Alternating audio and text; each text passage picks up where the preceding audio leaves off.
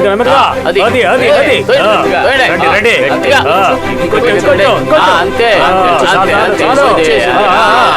రండి వలతి పడవచ్చింది, త్వరగా నడవచ్చు కదా.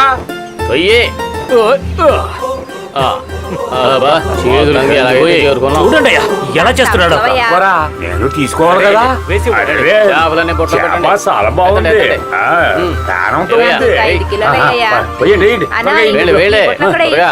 చూస్తూ నిలబడకండి. చేపలు అమ్మడానికి కాకుండా నేనేమైనా ఇంటికి తీసుకెళ్తానా ఏంటి? రేటు బాగా వచ్చిందంటే అమ్ముతాను. అవన్నీ చూసుకోవడానికి మేమున్నాం కదా, నీకెందుకయ్యా దిగులు? ఆ రోజులన్నీ పోయాయి. మంచి ధర వస్తేనే అమ్ముతాను. ఈ ఏరియాలో మా నాయకుడు ఏది చెప్తే అదే జరుగుతుంది, దాన్ని మేము ఫాలో అవుతాం. నేను మాట్లాడతాను కదా, మధ్య మాట్లాడతావేంటి? చెప్పు. రేటు తర్వాత చెప్తాను. ఈ ఏరియాలో నేను తప్ప ఇంకెవ్వరూ రేటు చెప్పరు. ఒకవేళ నేను రేటు చెప్పాను అనుకో, నువ్వు ఇచ్చేస్తావా? ధర బాగా చెప్పావంటే నీకే ఇస్తాను. నువ్వేంటి మాటకి మాట సమాధానం చెప్పేస్తాను? మీరు చెప్పండి. సరే చెప్పండి. ఏంట్రా చెవులతో ఎక్కడికేసుకుంటున్నారు? నువ్వు చెప్పు.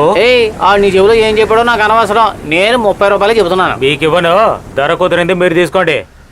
ఓ, నీకు అంత కొవ్వెక్కిందా? నువ్వు మా అయ్యగారి కోపానికి బలైపోతావు. జాగ్రత్త, నీ కథ ఈ రోజు తేలిపోతావు. నేను వెళ్ళొస్తాను. అందుకే నేను చెప్పేది వాళ్ళ నోటిని అదుపులో పెట్టుకోవాలని. ఏంటి చెప్పేది అర్థమైందా? చెప్పిన చోట పెట్టాలి. తెలి తక్కువ. ఇది తప్ప నీకేం తెలుసొచ్చు? ముక్కు పొడి డబ్బా తెరిచింది కదా, ఇక మన పని అయిపోయినట్టే. ఏంటి మొత్తం పొడి ముక్కులో పెట్టేస్తుంది?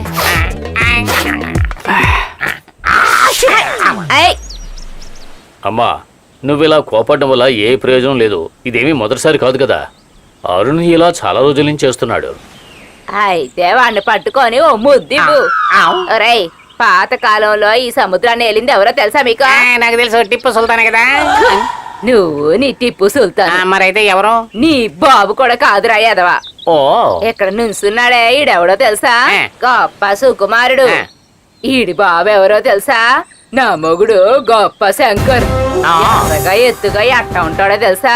మీకేం తెలుస్తుంది ఎదవల్లారా? అయితే మీ ముత్తాతే టిప్పు సుల్తానా? ఎవడైనా గొడవకొస్తే ఒక్కారు పరిస్తే చాలు. బంగారు, ఆ డబ్బా ఇటువు అంటారు. అప్పటి నుంచి ముక్కుపోవడం అలవాటు ఉందా? అడిగానంటే. ఈ డబ్బాని ఇలా తీసి మూత తెరిసి ఈ 2 వేళ్లతో దాన్ని తీసి ముక్కులో పెట్టి పీల్చాడంటే అప్పుడు ఒక తుమ్ము ఆచి. మీరాదవా, ఆ గొప్ప మనిషి డబ్బానే రాయి. ఆ కాలం డబ్బానా? శంకర్ సచ్చినా కూడా వేరే డబ్బాని ఎత్తుక్కొని వెళ్లేదాన్ని కదా నేను. ఆయన ఒక్క తుమ్ము తుమ్మారంటే ఏమవుతుందో తెలుసా నీకు? ఈ ఊళ్ళో ఉన్న జనం అంతా వణికిపోతారు. తర్వాత ప్రేమతో పిలిచి బంగారం ఆ కర్రెటివ్వు అంటారు. అయ్యో, వాళ్ళకిలా లేకుండా ఇంతకాలం బతికేశారా? డోర్ మీరా. రేయ్, గుడ్డ తీసి తలపాగా అంటే తెడ్డు తీసాలా నిలబడి బంగారం అని నన్ను చూసి నేను సముద్రంలోకి వెళ్ళొస్తాను అని గంభీరంగా నడిచి వెళ్తారు. కొట్టడం మొదలు పెట్టారనుకో, చుట్టుపక్కల ఎవ్వరూ నిలబడలేరు. ఊరులు మెరుపులతో వర్షం వచ్చి ఎలిసినట్టు ఉంటుంది తెలుసా నీకు? ఈ చివరి నుండి ఆ చివరి వరకు ఒక్కడిని వదిలిపెట్టరు. మధ్య మధ్యలో బంగారం అంటూ నన్ను పిలుస్తారు. అప్పుడు ఈ డబ్బానిస్తే ఒక చిటికి తీసుకొని చాలు అంటారు. ఆ తర్వాత ఈ ఊరు శనం అంతా నా కాళ్ళడిగినే ఉంటారు. అమ్మా, రోజులని ఇప్పుడు పోయాయి. ఇప్పుడు కొత్త స్టైల్ ఏమిటంటే వాళ్ళు రావడం మానేశారు. వాళ్ళు మనుషులు మాత్రమే పంపుతున్నారు. ఆ విషయం తెలుసుకో. ముందు ఆ విషయం చెప్పు. రే పిచ్చి మహల్లారా, వాళ్ళు ఈ ఊరి కనుక రానివ్వండి. రే, మన ఊరి వాళ్ళు వాళ్ళతో వ్యాపారం చేయకపోతే అప్పుడు నా కాళ్ళ బేరానికే కదరా రావాలి. నాకు ఆపోజిట్ వాళ్ళు వ్యాపారం చేస్తారా? ఆ విషయం కూడా చూస్తాను. వీడు మొగాడంటే ఇదేనయ్యా ఆ సముద్రపు తల్లి ఆటలంటే. ఒక చోట్ల తరిమేస్తే ఏమి, ఇంకో చోట్ల నిన్ను మర్యాదగానే చూసుకుంటున్నారు కదా నీ కొడుకుతో సహా. సొంత ఊరు నుండి ఈ ఊరికొచ్చేటప్పుడు మనసు కాస్త కష్టంగానే అనిపించింది. కానీ అప్పుడే అనుకున్నాను, ఈ సముద్రం ఎంత విశాలంగా ఉన్నప్పుడు ఎక్కడో చోట దొరకపోతుందా అని. బాగా పనిచేసుకుంటూ ఉన్న మనిషిని పులోడుగా, పిచ్చోడుగా, రౌడీగా మార్చేశారు. పెళ్ళం చనిపోయిన తర్వాత రెండో సంబంధం కింద ఒక అమ్మాయిని చేసుకున్నాడు. పేరు పాపమ్మ. తనెవరో తెలుసా? వేరే ఇంకొకడికి రెండో పెళ్ళంగా ఉండొచ్చింది.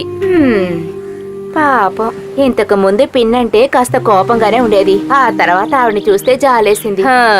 ఈ ముసల్ది ఈ కళ్ళతో ఎన్ని చూసిందో ఏం చెప్పమంటావు?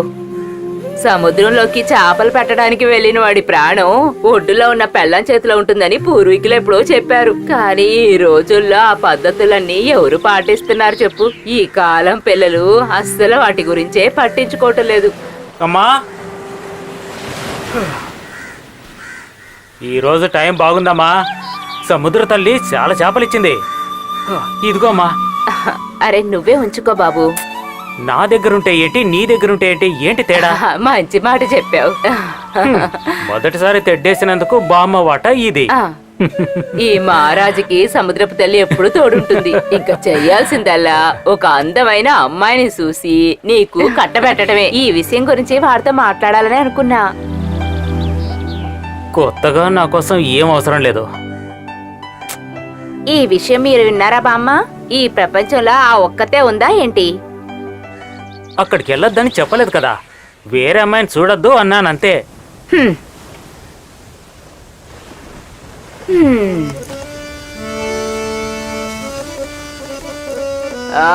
అదిగో వాయించడం మొదలెట్టేశాడు. మరి నేను వెళ్తానే. అమ్మా, నిన్నటి వరకు ఎండిపోయినట్టుగా ఉన్న ఈ సముద్రం రోజు ఎలా ఉంది? చాలా చేపలు పట్టారా? బాగా చేపలు పట్టాం. నీటిలో వేసిన వలని లాగలేకపోయామంటే నిజంగా నమ్ము. అందమైన యజమానులు అయితేనే కదా మీకు కూడా సౌకర్యంగా ఉంటుంది. మిగిలిన వాళ్ళంటోడు కాదు అరుణన్న. మాకు జీతం ఎంత బాగా ఇచ్చాడు తెలుసా? మీరు కూడా ఎక్కువ డబ్బు సంపాదించాలి. అప్పుడే మనిద్దరికి లెక్క జరుగుతుంది. మీనా వచ్చేసాడు. నీక ఎప్పుడో నిర్ణయించావా మంచి చికెన్ బిర్యానీ కావాలి? అప్పుడే విందు బ్రహ్మాండంగా ఉంటుంది. కోరిక ఎక్కువే. పడుకోవడానికి చోటు లేనోడికి నిక్కా చేసుకోవాలని ఆరాటం. అమీనా, ఏమిటండి? వీడు నీళ్లు తాగడానికే వచ్చాడు. అవును, అందుకే వచ్చింది. మరి ఎందుకు లేట్ చేస్తున్నావు? అమ్మా రమలా, ఇంకెందుకు ఆలస్యం? బిందె ఇవ్వు. ఇదిగో ఇస్తున్నాను. నువ్వు ముందు వెళ్ళి నీళ్లు తీసుకురా, ఆ తర్వాత నిక్కా గురించి మాట్లాడదాం.